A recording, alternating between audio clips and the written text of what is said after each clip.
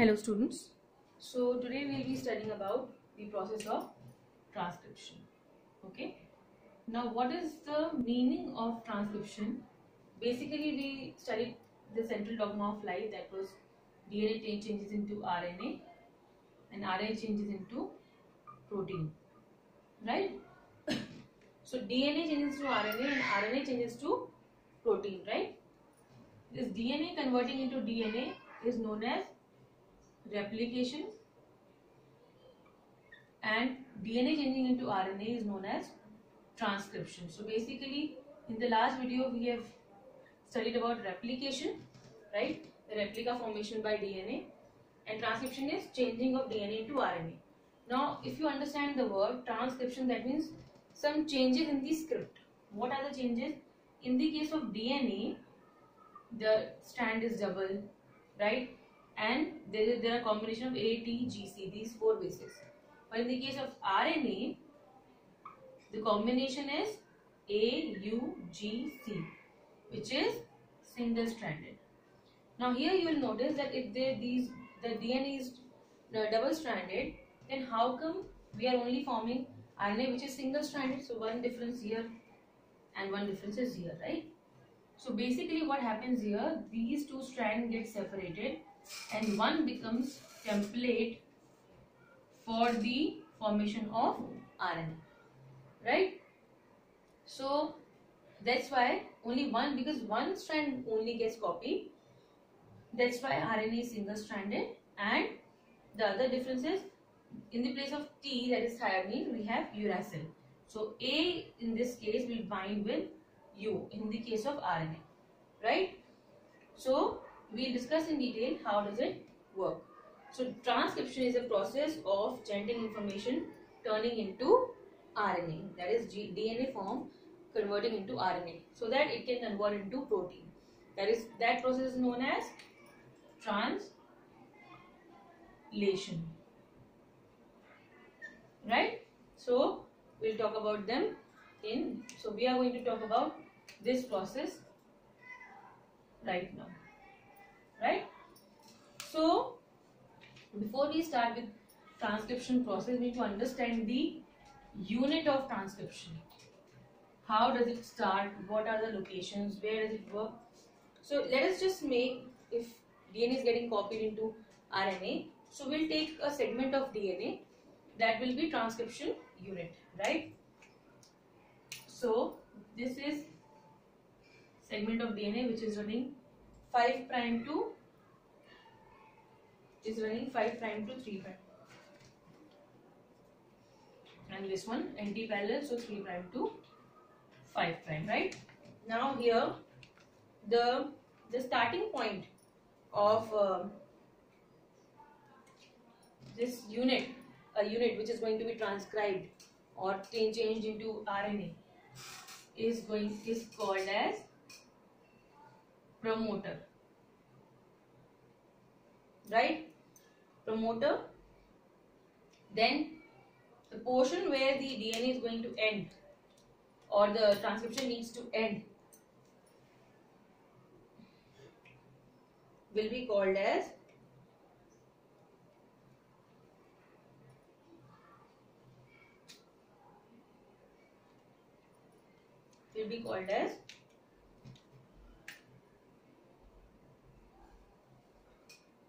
terminator, because the process is going to terminate at this site, right? And the process and the place which is actually going to convert into RNA is going to be called as structural gene, right? So this portion is basically going to convert into the mRNA. This is the place where the transcription will start, so it marks as a starting site.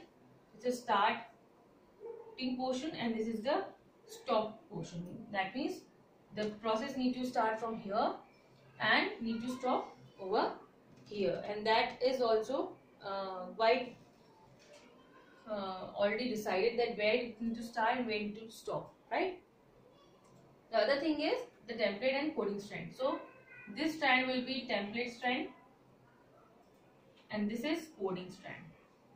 Now why do we call it template and coding strand? Because the template strand is going to be a strand which is going to be copied. Like for example, if I am making, let's take a small segment, right?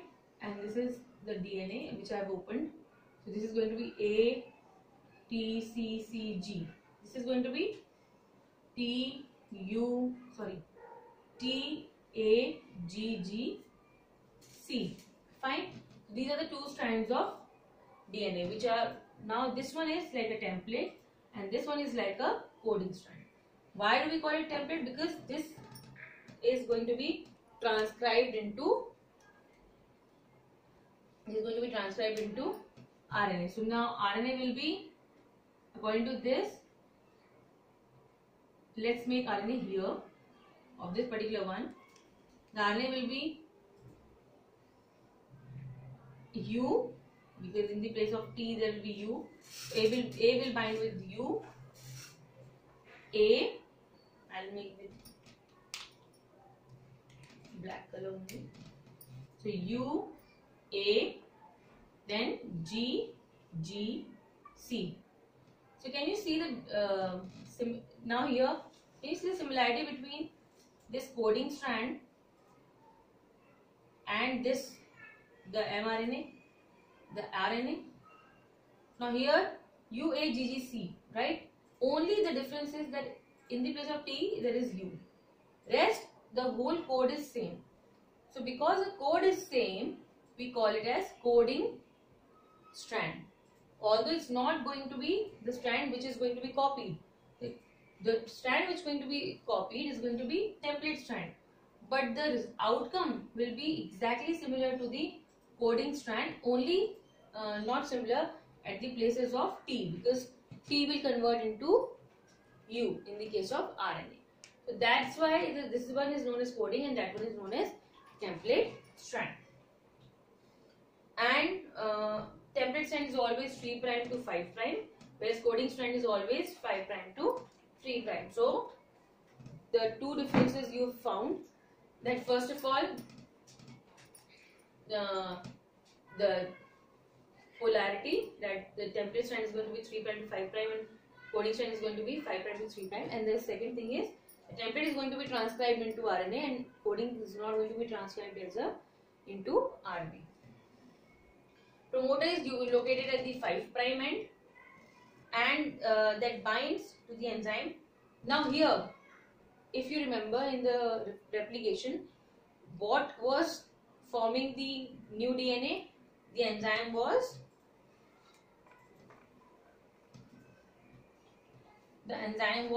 DNA polymerase, right? DNA polymerase, right? So now DNA polymerase makes the DNA strand. So right now here we need to make RNA strand. So what it will be? It will be RNA. Here in this case it will be RNA polymerase.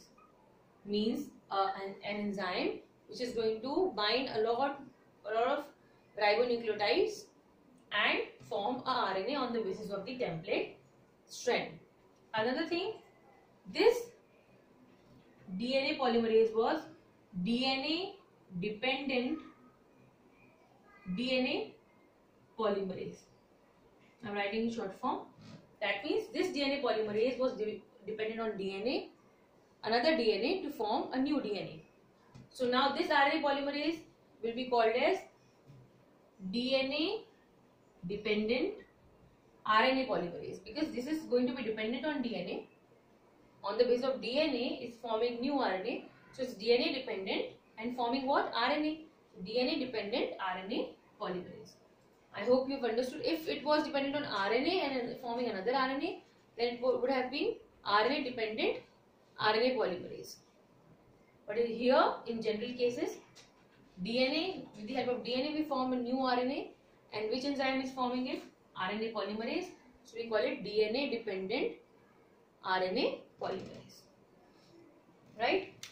So basically this particular polymerase finds out the starting point, the promoter site, and binds to this side, and then starts, once it is bound, then starts transcribing the structural gene and stops at the terminator site. The starting point here, now RNA polymerase just doesn't look out for promoter site. To start, to look out for promoter site, to start here is sigma, and to stop is, there are helping hands, rho. So we call this rho and we call this sigma, right? So sigma factor, the sigma factor, these two factors, sigma and rho factor, these are two factors which are responsible for starting and stopping, to locate the site of start, to start the transcription and to stop the transcription. So sigma first look out for promoter region, the starting point, and once it finds it out, then RNA polymerase binds to this site. And once the transcription is done, now RNA polymerase needs to get off this place. For the termination, the factor responsible is rho factor. Mostly rho factor. There are rho independent termination also. There is rho independent termination also, which we will discuss when we will be discussing transcription detail. But here, just to understand that to start there is sigma factor and to stop there is a rho factor, which helps RNA polymerase to start the process of transcription and to stop at the right place. Right? So now there are 2-3 processes which take place when once the transcription is done. Once the transcription is done, then the DNA which was there is converted to H and RNA, which is known as heteronuclear RNA, right? Now this heteronuclear RNA is having all the information, which is essential and non-essential. Now what do I mean by this? Let's say this is the strand. So it has transcribed the whole structural gene, right? Now the structural gene is having some portions in between. I am just taking a small segment, which were there in DNA and important also, but not when it needs to form when it has formed the RNA. So they are non-essential when it comes to RNA, because the essential portion are these portions which will combine and form a correct messenger RNA, which is going to be transcribed into a protein, correct structure of protein. If we include these portions which were there in DNA and got transcribed, but if we include them in RNA also, then the protein which is going to be formed is not going to be in a proper structure, and maybe it will not form properly. So these structures which are interrupting the process are known as exons. So these structures which are interrupting the process are known as exon. This is exon 1, exon 2, and this is exon 3. So here there are 3 exons which need to be introns, interrupting segments. Intron. So intron 1, intron 2 and intron 3. So these interrupting portions are known as introns. And the portions which are going to join, let me mark them. So let's say this is the first portion, this is another portion, and this is fourth. This is going to be E1 plus E2 plus E3 plus E4. So exons are the region which are going to be combined in final mRNA, then they will form mRNA, and that is going to be forming protein. So that means we need to remove the introns. We need to inform the we need to remove the introns, and this process of removal of these introns to form the correct combination of exons, exon 1, exon 2, exon 3, exon 4, is known as, this removal is known as splicing. I hope you can see. This removal of is known as splicing. Right? Now splicing is a process of removal of unwanted interrupting sequences of RNA, and to make, so that we can make a mature RNA which is known as messenger RNA, carrying the message, correct message to form the protein. So this is one of the processes. So these processes, there is one more process of adding the cap and tail. So that is known as, first we talked about splicing, second is capping, and third is tailing. Right? Once we have got the hnRNA, so one of the process, first process splicing to remove the interrupting sequences of RNA. Second process is capping. Capping simply means to add a cap. Now this cap is added to make sure that they have a protective sheath, right? So this cap is added on the head, and this capping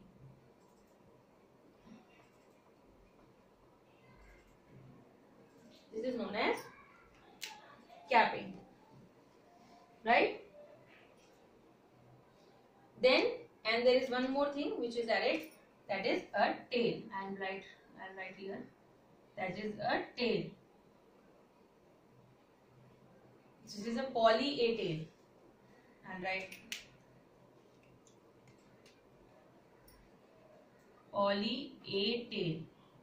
That means many A are attached to form this tail. So, so all these have certain functions of protection, and to make sure that in the protein formation also, when the protein is being formed, then they know where to start and where to end. So this is capping and tailing. So the capping is made up of 7-methyl guanosine triphosphate. 7-methyl guanosine triphosphate. This gets added, and there is a polyadenylate tail which is added to the mRNA. So this is final structure which forms the protein. So these three things which is done after post-transcription is known as post-transcriptional process, right? Or modification, post-transcription process or modification.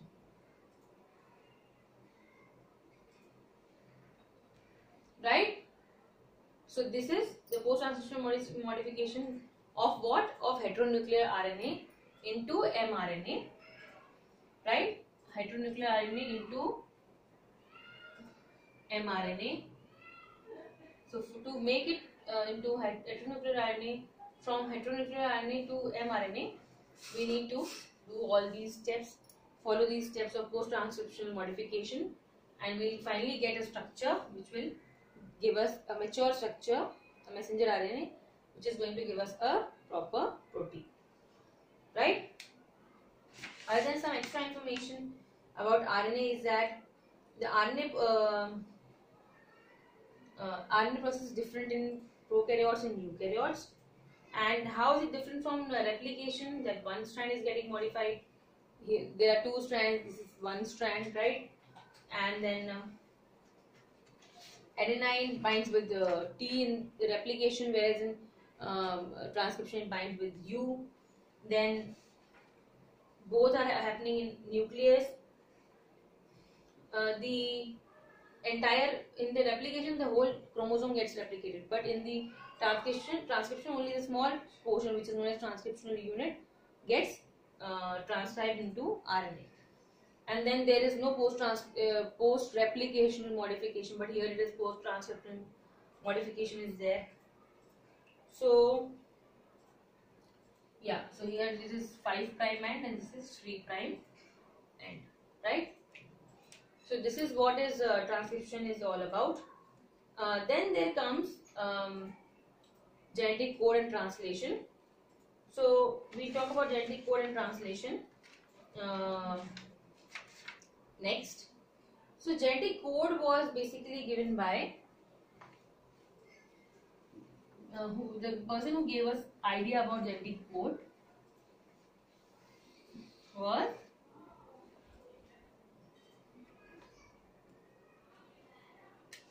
George Gamow, who gave us idea of genetic code. So he told us, he basically gave us an idea that there is a code in RNA, which obviously starting from DNA, but there is a code in RNA, genetic code, which should be in combination of 3 nucleotides. So it will be like ATG. So this will be a code and normally known as codon, right? And every codon has a particular meaning. That means is responsible for the formation of a particular amino acid. This is going to give a particular amino acid to us, right? So if this is the sequence, it's not A, it's AUG, sorry. It's going to give us a particular amino acid, right? GGC is going to give us a particular amino acid. This codon, it's codon 1, codon 2. So in this way, they have made a particular chart of genetic code, and this helps. This is there in the mRNA. So when we do the translation, these codes are responsible. So these 3 are going to be responsible for one amino acid. These 3 are going to be responsible for another amino acid, or maybe the same if the sequence is same. So they basically told us, they did some experiments and they found some salient features of genetic code. What were the features? We'll talk about that. So there are 64 codes, right? And out of them,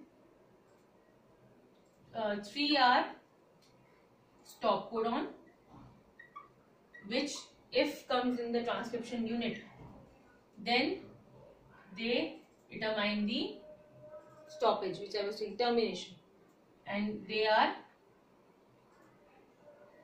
UAA, UAG and UGA. Ochre, amber and umber. And so that means only 61 are responsible for formation of amino acids. Now there are 20 essential amino acids. So how come 61 are there? That means more than one codon gives us same amino acid. It is not that one, if that would have been the case, 20 amino acids is going to give us 20 codon is going to give us 20 amino acids, but there are 61 codons combinations. So they give us this is one of the points. So what are the salient features? Let us just go through them quickly. The first salient feature is same, that the first salient feature, 61 codons are there responsible for amino acids, and 3 are stop codon, which are UAG, UGA and UAA. Then second salient feature is that codon is unambiguous. Unambiguous and specific. What does that mean? That if I am writing U, for example, if I am writing GUG, right? So it's going to give us a particular amino acid only. That can be a possibility. Maybe GAG is going to give us same amino acid, but more than one codon can give us the same amino acid, but one codon is going to give us one amino acid only. So one codon is responsible for one amino acid. So they are very specific, and it's going to be always the same amino acids. Whether it's in any, even if it is in any organism, if GUG is there, it's going to give us, let's say, amino acid number 70. So they are going to give us amino acid number 70 only. Third point is, what is the third point? That the code is degenerate. What is the meaning of the code? The code is degenerate. Is that with the thing I told you? Same amino acid. Some amino acids are coded by more than one codon. So let's say GUG, GAG, and GGG both give amino acid number 70. So that is called as degeneracy. That means more than one codon is giving the same amino acid. What is the next point?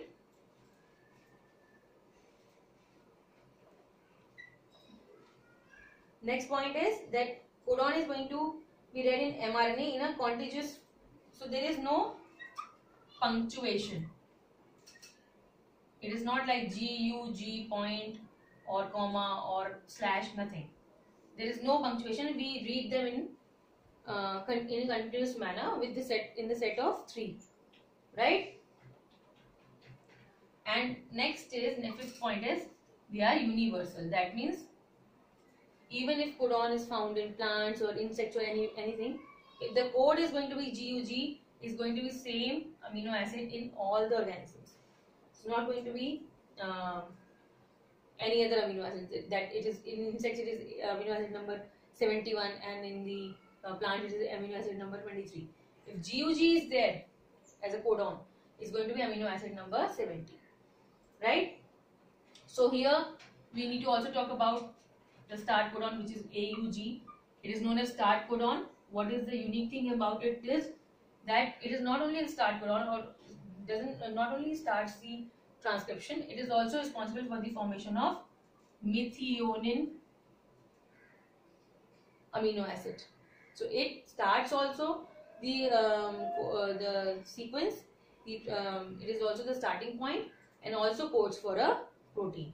But the stop codon don't code for any amino acid. They are only responsible for the stopping of the process of protein formation. If they are in the RNA, and when the translation takes place and the protein is being formed, then whenever these sequence will come, then this protein formation will, or amino acid addition will stop, right? So this is all about genetic code, right? So next we'll talk about the mutations in the genetic code. I just told you about how important these are and how universal these are. So if we talked about mutation in previous chapter, but just imagine there is mutation in genetic code, then what can happen? Of course, we talked in detail about it. Even if there is a change in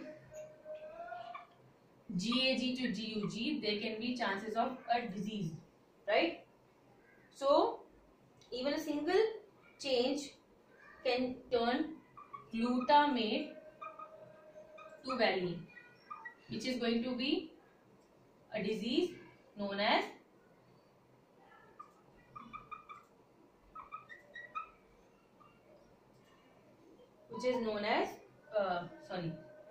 sickle cell anemia, right? So only one change in one base pair chain, point mutation, this is known as point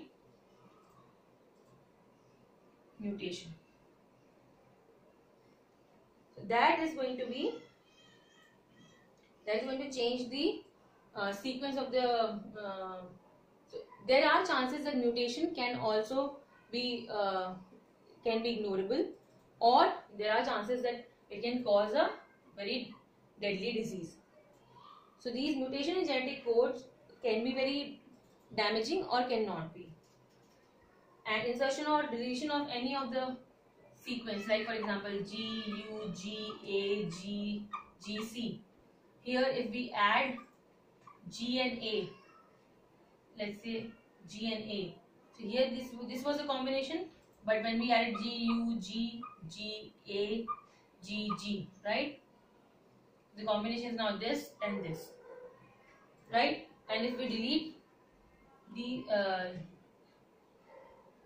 this is insertion, when we are inserting a sequence or a sequence of base pair, and if we delete from them, let's say I've deleted GA, which is already there, so now it is left with GUG, and this is going to be forming another codon with the rest of the codes. So this is known as deletion, right? So both of them can be ignorable again and can cause a serious damage to our body. So mutation in genetic code can be very harmful, lethal also, and can be ignorable. Maybe there is not a single change because the sequence is not getting changed much, or the sequence there is no major change happening, right? So this is what is all about mutation in genetic code. If you want to know more about any of the topic, we'll discuss them. Let me know in the comment section. I'll discuss that in detail. Thank you.